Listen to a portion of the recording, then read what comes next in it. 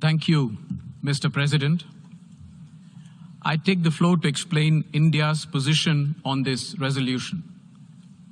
Allow me at the outset to express our deep concern on the rise in instances of discrimination, intolerance, and violence directed against members of many religious communities in various parts of the world.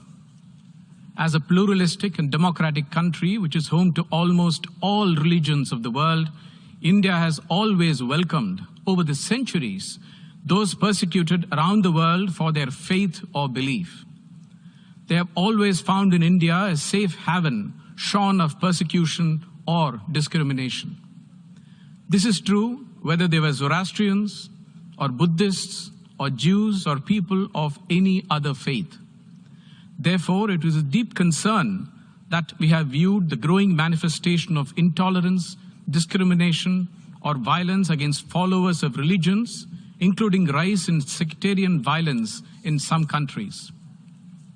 Let me also state that we condemn all acts motivated by anti-Semitism, Christianophobia, or Islamophobia. However, such phobias are not restricted to Abrahamic religions only. In fact, there is clear evidence that over decades, such religiophobias have in fact affected the followers of non-Abrahamic religions as well. This have contributed to the emergence of contemporary forms of religiophobia, especially anti-Hindu, anti-Buddhist, and anti-Sikh phobias.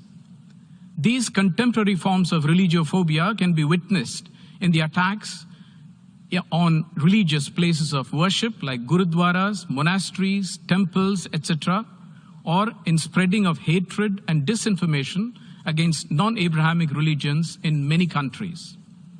Examples abound: the destruction of the Bamiyan Buddhas, violation of Gurudwara premises, massacre of Sikh pilgrims in Gurudwara, attack on temples, glorification of breaking of idols in temples, etc., contribute to the rise of contemporary forms of religiophobia against non-Abrahamic religions. Mr. President, Hinduism has more than 1.2 billion followers, Buddhism more than 535 million, and Sikhism more than 30 million spread out around the world.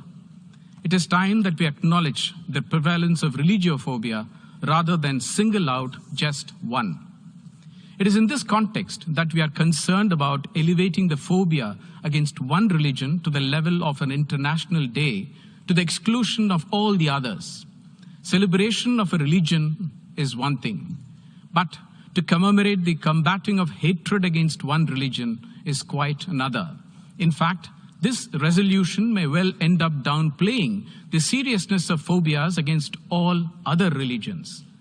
Let us not forget that in 2019, we had already proclaimed August 22nd as the International Day commemorating the victims of acts of violence based on religion or belief, which is fully inclusive in nature. We even have an International Day of Tolerance observed on 16th November. We are not convinced that we need to elevate phobia against one religion to the level of an international day.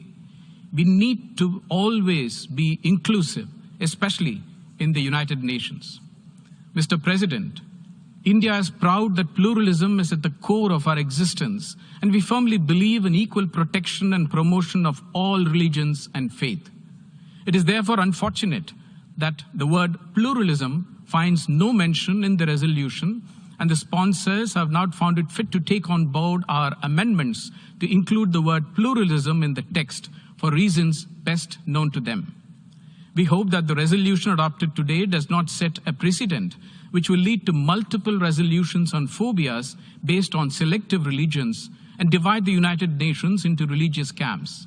It is important that the United Nations remains above such religious matters which may seek to divide us rather than bring us together on one platform of peace and harmony and treat the world as one family. I thank you.